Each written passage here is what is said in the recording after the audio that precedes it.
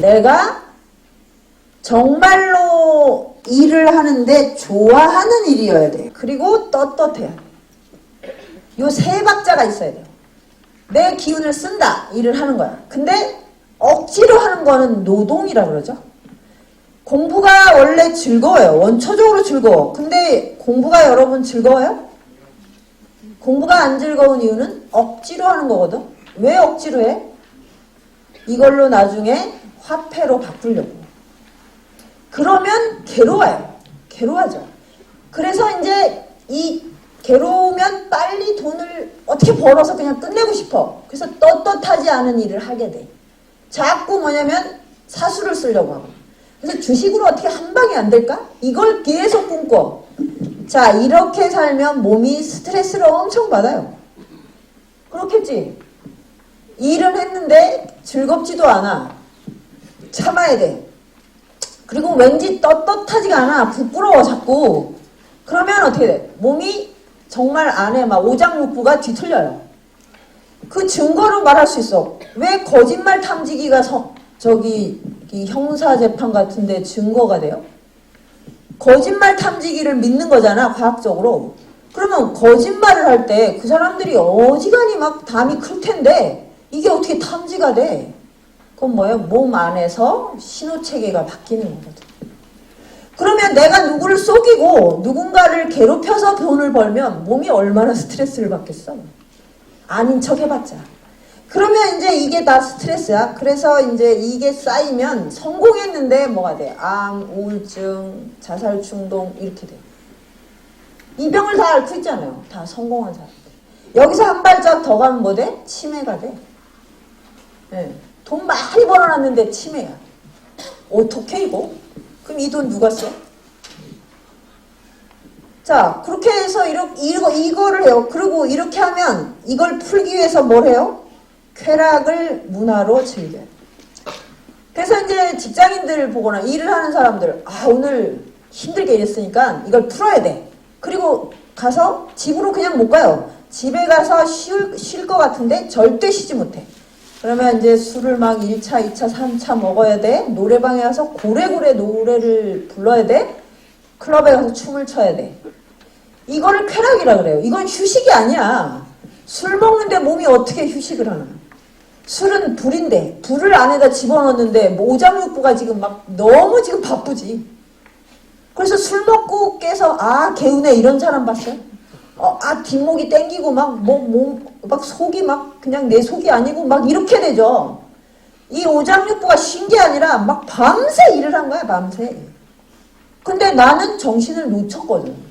그러니까 이건 뭐야? 즐거운 휴식이 아니고 정신줄 놓는 거지. 이걸 멘붕이라고 그래요. 멘붕.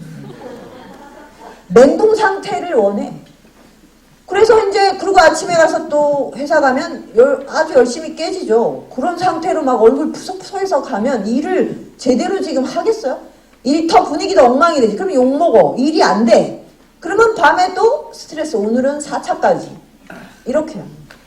그렇게 해서 여성들은 월급 받자마자 그걸로 백화점 가서 그냥 막 써. 그래서 돈이 있어야 돼, 돈이 있어야 돼 이러면서 정작 쌓이는 건 빚이에요.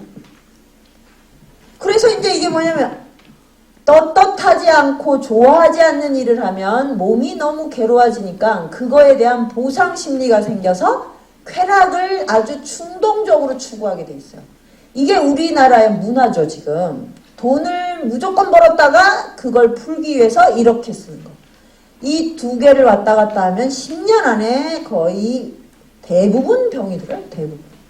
그래서 우리나라가 40대 남성의 과로사가 제일 많은 나라인데, 과로사도 제일 많고, 그 자살률도 제일 많고, 아주 최고야, 하여튼. 뭐든지 최고야. 교통사고율도 이러고 다 일이야, 이거. 근데 정말로 일을 많이 해서가 아니고, 하기 싫은 일, 떳떳하지 않은 일을 하고 그 다음에 그걸 푼다고 술을 너무 먹어서 그런 거예요. 실제로. 자기가 좋아하는 일을 하면 밤새도 그렇게 피곤하지 않아요.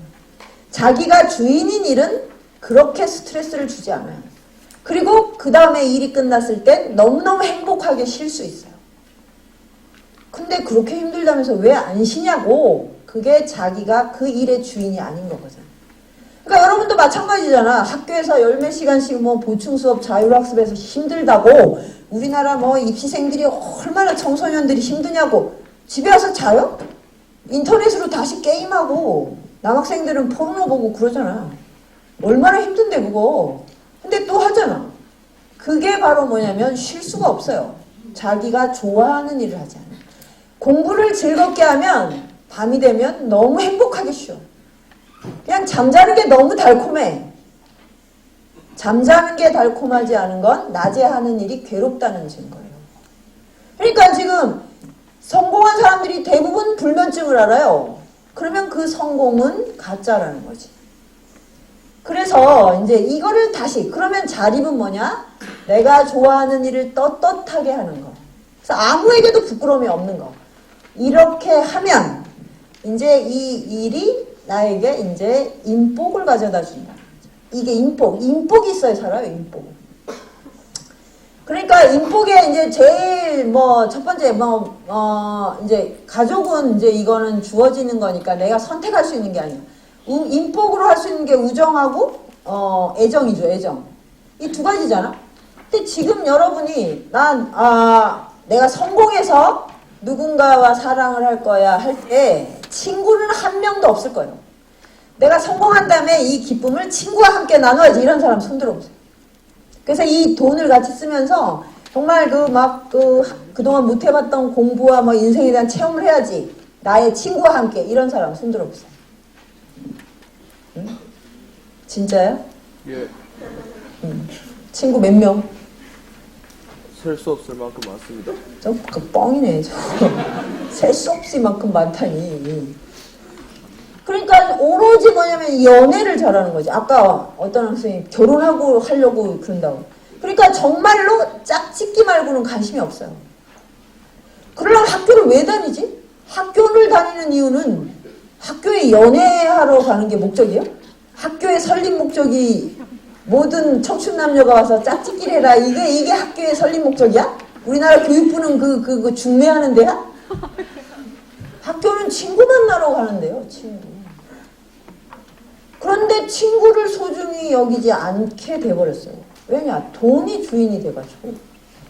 친구보다 더 소중한 게 없어요. 근데 친구는 계속 바뀌지.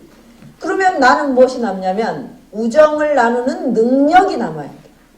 학교를 졸업하면 제일 먼저 내가 사람과 사람 사이에 우정을 나누는 능력이 생겨야 된다고. 스펙 나부레기는 아무데도 필요 없어. 그런 사람 아무도 안 좋아해. 우정의 능력이 없는 사람을 누가 회사에서 좋아하고 누가 이런 어떤 커뮤니티에서 좋아해. 자기밖에 모르고 돈 계산밖에 못하는데. 그래서 이 우정의 능력을 키우는 게 학교고 이게 점점 커지면 인복이 돼요. 사람이 인복이 없으면 살 수 없어요. 왜냐하면 부모님도 나보다 먼저 이 세상을 떠나실 거고 가족은 뿔뿔이 흩어질 거고 그리고 지금은 가족도 없잖아. 형제가 한 명, 두 명이 전부고 사촌들하고 만나지도 않잖아요. 그러면 나는 완전히 그냥 솔로야. 근데 어떻게 살아 이 배짱 이걸로. 그러면 내가 어떤 커뮤니티를 가서 거기서 함께 무언가를 할 수 있는 이 능력과 준비 이게 필요하다. 그걸 인복이라고 합니다. 그래서 이거를 쌓아야지. 이거를 쌓고 이거를 하기 위한 수단으로서의 돈.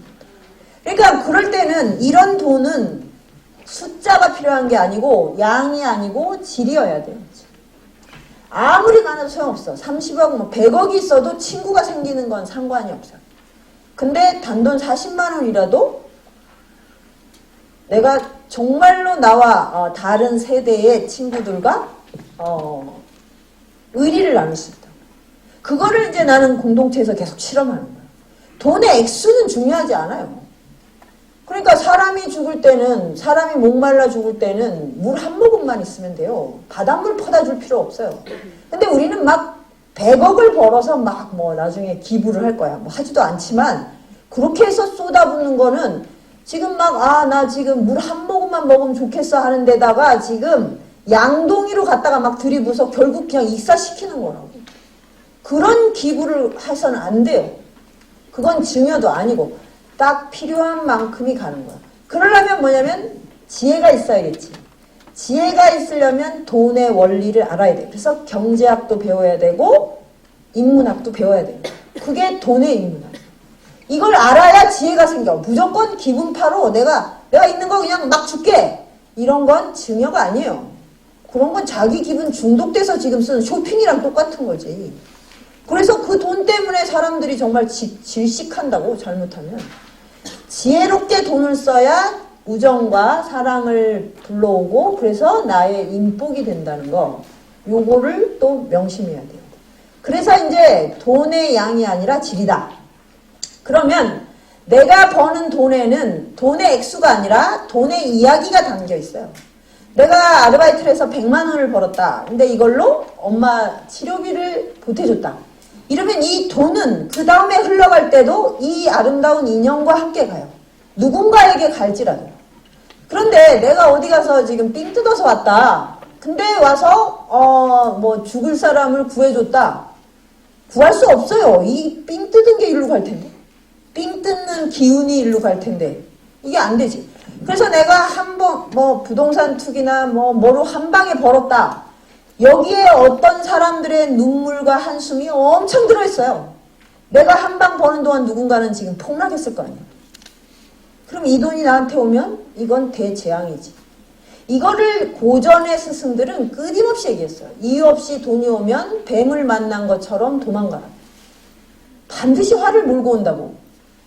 그런데 이 자본주의는 우리 현대사회는 어떻게 이거를 이렇게 예찬하고 막 대단하게 우상화를 해서 결국 모든 사람이 재앙에 휩쓸려가게 합니다. 그래서 그게 아니라 내가 어떻게 사랑과 더불어 쓸 수 있는가 이거를 그렇게 하면 내 몸이 일단 행복함을 느껴요. 그래서 몸에 스트레스가 없어요. 점점 이제 새로운 아이디어가 퐁퐁 솟고 그래서 이제 돈 버는 것도 재밌고 그 다음에 돈을 쓰는 것도 재밌고 쓰는 만큼 사람을 만나니까. 그래서 나는 이제 내가 취업이 안 돼서 한 15년 전부터 이런 이제 꼬미니타스를 구성해서 세대를 가로지르고 학벌, 그 다음에 뭐 성별, 뭐 지역 이거를 넘는 우정의 네트워크를 만드는 걸 지금까지 했어요. 그래서 사실 정말로 많은 돈이 필요하지 않았어요. 그리고 사람이 모이면 제일 먼저 뭐가 생겨요? 밥이 생겨요. 밥을 너무너무 행복하게 먹을 수 있어요. 그래서 아무리 가난한 사람들이 모여도 사람이 모여있으면 어디선가 먹거리가 들어와요. 그래서 우리 연구실은 전국 8도의 진기한 쌀들과 그런 토산품을 1년 내내 먹어요. 어딘가에서 와요. 그런데 여기서 핵심은 뭐냐면 공부를 해야 돼요. 공부를 하는 곳이어야지 가장 맑고 청정해요. 그래서 이제 공부를 할 수 있는 여러 가지를 이제 만든 거예요. 그래서 뭐 이제 그런, 그럼 제일 먼저 밥이 해결됐어. 그 다음에 주거 공간. 주거 공간은 서울에 가면 뭐 돈이 너무너무 든다 그러는데 여러분은 왜 대학생들은 다 그 비싼 원룸에 있으려고 해요? 친구들하고 같이 살면 되잖아. 원룸 아니면 아주 옹색한 저거야. 뭐지? 고시원. 거기는 사방이 꽉 막혀서 숨이 막힐 곳 같은 데인데 거기 살거나 아니면 아주 비싼 원룸이야. 그럼 어차피 혼자 사는 거는 똑같고 친구들끼리 같이 공동주택을 만들면 되잖아요. 그러면 꽤 큰 집에 사는데 내가 그 큰 집을 쓰면서 또 많은 친구들하고 여러 가지를 배울 수 있어요. 이게 얼마나 기막혀. 우리 돈이 덜 들어. 왜 이런 지혜를 쓰지 않지? 우리나라 대학생들은 이런 쪽으로 생각을 안 해요. 왜? 고등학교 때까지 우정을 안 배웠기 때문이야. 오로지 자기 힘으로, 자기 돈으로. 그러니까 그게 다 부모님 돈이지, 그게. 몇 천만 원, 1억, 이런 돈이 어떻게 자기가 보냐고. 그러면 등록금이랑 해서 거의 그냥 이건 대학생을 하나 집에 두면 집안이 그냥 휘청휘청해요. 대학을 안 가면 집안이 편안해져. 여러분이 대학을 포기하면 집안 경제가 활성화돼요. 부모님들이 너무 행복해져. 그런 걸 많이 봤어요, 저는. 대학생 하나 있으면 대재앙이야, 대재앙, 이거. 등록금도 비싼데 주거 공간도 꼭 그렇게 좋은 데 있어야 돼. 아니 청춘에는 몸으로 살아야지. 왜 좀 이렇게 후진돼서 이렇게 섞여 살면 왜 안 되는 건데? 왜 그렇게 고상한 원룸에 살아야 돼? 그럼 그거 해줘야 돼. 거기다 또 쇼핑에 대한 욕망도 끊지를 못해. 대학생은 책에 대한 욕망이 있어야지. 쇼핑에 대한 욕망이 있으면 대학생이에요. 책은 막 10,000원만 넣으면 부들부들 떨면서 뭐 아이패드 이런 거는 뭐 100만원짜리를 과감하게 사요. 이건 학생이 아니에요. 대학생이 아니라고. 책에 대한 욕망이 다른 것보다 압도적이어야 대학생인 거예요. 책을 안 사고 막 그 책은 막 그 부들부들 떨어. 자, 그러니까 돈이 얼마나 많이 들겠냐고. 그래서 그거를 보충하려면 알바를 뭐 정신없이 떼어도 안 돼요. 연애할 때는 돈 더 들지. 온갖 이벤트 다 해야 되니까. 그러면 뭐 어떻게 되냐면 알바하느라고 수업을 못 들어와. 어이가 없어, 어이가. 그러니까 돈을 줄여서 공부를 할 생각을 하는 게 아니고 자기의 소비를 다 하면서 이 돈을 벌고 남는 시간에 공부를 한다. 그러면 뭐냐, 오로지 성적 말고는 관심이 없어요. 이런 학생 가르치는 선생님들 얼마나 불행할까? 여러분은 이런 학생들을 가르치고 싶어요. 이게 우리나라 대학이 위기에 몰리게 된 이유 중에 하나예요. 그러니까 학교 측에서도 학생을 돈으로 보고 학생들도 학교에서 얻는 학점을 그냥 진리나 지식이 아니라 내가 나중에 취업할 때 쓰는 이 서류로 보고 이렇게 하면 누구도 행복하지 않아요. 그래서 돈에는 이 자립성과 그 다음에 함께 살면서 돈의 액수를 줄이는 지혜가 필요하다고. 그게 꼬민이 탔어요. 그렇게 하면, 근데 그렇게 하려면 공동의 어떤 윤리적 비전이 있어야 되거든요. 그래서 그거를 일구어가는 게 지성이에요. 지성. 이 지식에 대한 욕망, 갈망보다 인간에게 더 원초적인 게 없어요. 그래서 공부를 하면 아무리 나이가 든 사람도 학생이 되기 때문에 너무너무 젊어져요. 그러니까 성형수술할 필요가 없어. 공부하면 다 젊어져요. 그래서 이제 이거를 매일매일 확인했어. 나는 15년 동안 공부하면 노후 대책. 아까 여러분이 중요하다고 하는 노후의 불안 이런 거 없어. 노후가 돼서 제일 불안한 건 뭐야? 내가 오늘 누구랑 만나서 밥을 먹나? 밥 먹을 사람이 없는 게 제일 불안한 거예요. 제일. 그런데 여기 오면 공부하는 데 오면 밥을 항상 많은 사람과 먹고 그리고 하루 종일 자기가 자기보다 어린 사람과 친구할 수 있어요. 노인들한테 이거보다 더 좋은 게 있어요? 최고의 노후 대책이야. 그래서 이제 이런 경우가 있어. 오누이가 와서 공부를 하는데 학교를 안 다녀라. 학교를 다니기 싫어서 안 다녔어. 그래서 와서 이제 공부하고 어른들하고 섞여 공부하고 거기서 이제 밥 먹고 죽어도 해. 근데 이 엄마가 와서 보니까 부러운 거야. 그 엄마도 같이 와서 이 공부를 해요. 그 다음에 이 사촌 누나가 대학을 떨어져서 왔어. 사촌 누나의 엄마도 왔어. 이모지. 한 패밀리가 와갖고 각자 자기 공부를 하는 거예요. 그래서 이제 그러다가 만나면 엄마랑 아들하고 딸이죠. 이렇게 그 남산을 산책을 해요. 그 모습이 너무나 아름다워요. 그래서 이제 아무것도 불안하지 않아. 이 학생들은. 뭐 정규직을 얻을 거 이런 거 불안하지 않아. 그거는 그 다음에 내가 지혜와 인복만 있으면 어디 가서든 얼마든지 살아갈 수 있어요. 그런데 우리는 여기서 끝나지 않아요. 이걸 가지고 밥을 만들어요. 그게 글쓰기야. 여러분이 어떤 직업을 가질까 막 이러는데 세상에 글쓰기를 하는 프리랜서만큼 자유로운 직업이 없어요. 그리고 이 디지털 시대에는 최고의 직업이 글을 쓰는 거예요. 근데 이거는 너무너무 싹 빼놓고 딴 걸 너무 어려운 걸 너무 좋아하더라고. 뭐 영화 감독 너무 노동력이 많이 들어가요. 연예인은 노동력 중에 이 세상에서 하는 노동 중에 최고로 힘든 노동이에요. 그 다음에 뭐 디자이너든 큐레이터든 뭐든 다 너무너무 고단한 일인데 가장 평범하고 편안하게 할 수 있는 건 글쓰기예요. 근데 여러분이 학교에서 배우는 게 책 읽고 글 쓰는 거 아니에요? 그래서 논술을 지금 배우려고 하잖아요. 그러면 이거를 한 20년을 하고 대학 가서도 하는데 그러면 이건 기본적으로 기초를 다 배운 거 아니야? 세상에 이렇게 좋은 먹고 들어가는 직업이 어딨어? 근데 왜 이거는 아무도 부러워하지 않을까? 그러니까 이거는 화려해 보이지가 않는 거지. 그래서 굳이 그렇게 고생을 하겠다는 거지. 그래서 우리 연구실에서는 이제 글쓰기 과정을 배워서 이 어떤 사람이든 자기가 자기 글을 써서 그걸로 돈을 벌고 그걸로 책을 내고 그걸로 나중에 또다시 강의를 할 수 있게 이런 식으로 돼 있어요. 그러니까 공동체 그러면 돈을 멀리하고 돈을 못 벌고 무능한 사람들이 모여있고 이런 게 아니고 우리도 돈을 진짜 좋아해요. 다만 원하지 않는 일로 돈을 벌고 싶지 않은 거예요. 그런 게 당연한 거죠. 그럼 그런 사람에게 밟을 수 있는 최고의 코스가 뭐냐? 자기가 자립하고 자기가 떳떳하게 세상에 자기의 지혜를 나눌 수 있는 거 글쓰기예요. 그래서 이제 이런 과정으로 경제 구조를 만들어 놨어요. 그러니까 이거야말로 진짜 코미니타스지. 돈과 밭과 우정의 일치.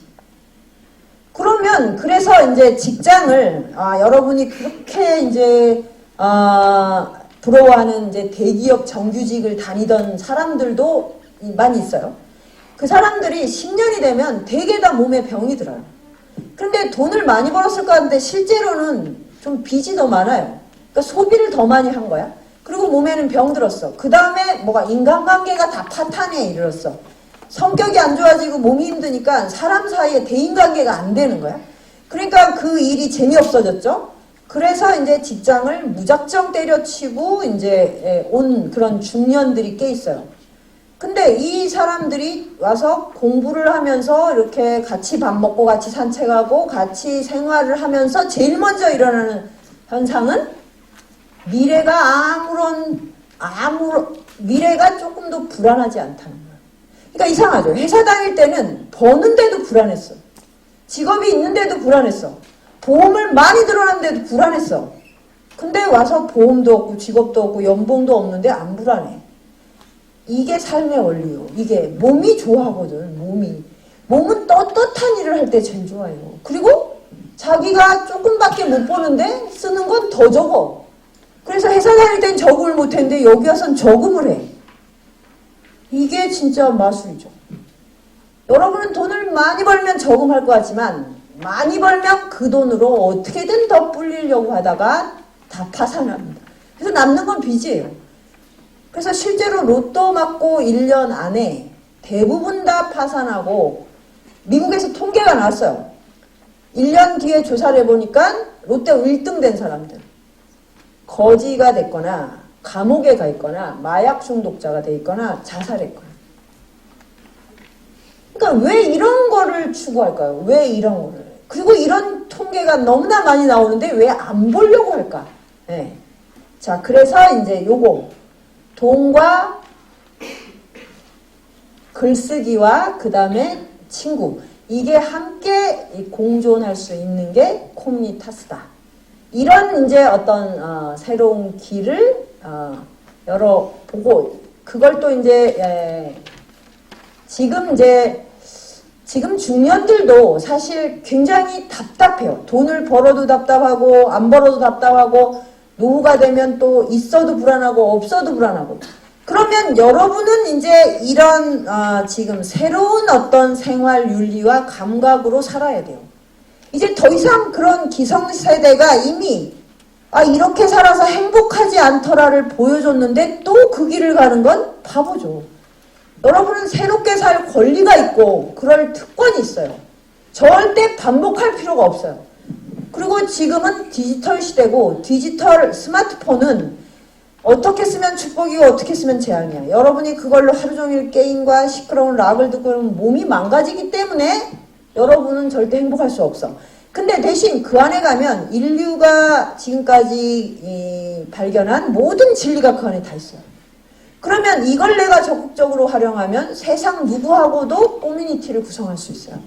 그러니까 이걸 어떻게 쓰느냐가 축복이냐 재앙이냐가 결정되지. 그러면 이 디지털은 그 이전에는 없었던 생산도구예요. 그럼 여러분은 디지털 감성으로 살아야지. 세계 누구와도 친구가 될 수 있다는 이 자신감. 그러면 돈의 노예가 되지 않을 수 있다는 또 확신. 이걸 가지고 새로운 어떤 그 청년 문화를 만들어 가면 여러분 이제 세대로부터 이제 기성세대가 자극을 받아서 더 이상 이렇게 살지 않아도 돼 하고 그럴 때 비로소 이제 우리 사회가 어떤 큰 순환을 이룰 수가 있는 거죠. 돈도 순환을 해야 돼요. 절대 내가 움켜쥐고 있으면 안 돼요. 움켜쥐고 있으면 이게 결국 나를 병들게 해요. 순환시켜야 돼. 그래서 이제 기성세대가 돼서 내가 경제적으로 안정이 됐다 그러면 당연히 청년 세대를 위한 자기 나름의 프로젝트를 가져야 돼요. 이걸 똘똘 뭉쳐놨다가 내 자식한테 주겠다. 그럼 내 자식이 이것 때문에 병든다는 거예요. 불효자가 된다고. 그래서 내가 다른 청년들을 위해 쓰면 내 자식도 밖에 나가서 다른 어른들의 도움을 받을 거 아니에요. 이게 바로 돈이 순환하는 원리예요. 그래서 돈을 소유와 탐욕의 대상으로 삼지 말고 증여와 순환의 네트워크 안에 이렇게 아주 과감하게 물처럼 흘러가게 하는 거. 그게 돈의 달인이 되는 길입니다. 여러분이 다 돈의 달인이 됐으면 참 좋겠어요. 자, 이상으로 마치겠습니다.